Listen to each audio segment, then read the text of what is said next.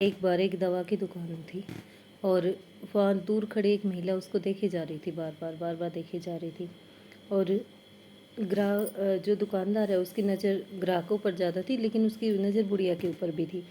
फिर बार बार वो दवाई दे रहा था, लेकिन वो बार बार उसको भी देख रहा था, उस औरत को भी देख रहा था। जब दवाई दे दी, उसकी भीड़ ख़त्म हो जाती है तो उस औरत के पास जाता है और उससे पूछता है कि आपको कुछ चाहिए क्या।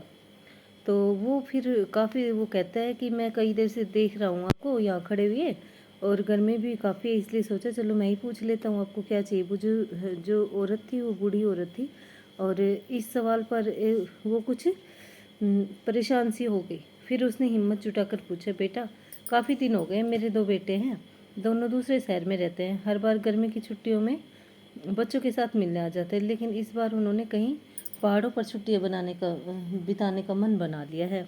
और मैं सोच रही थी कि मैं उनको भूल जाऊं। आज तुम्हारी दुकान पर से कुछ दवाई ले लूँगी ताकि मैं उन सबको भूल जाऊं और आराम से रह सकूं।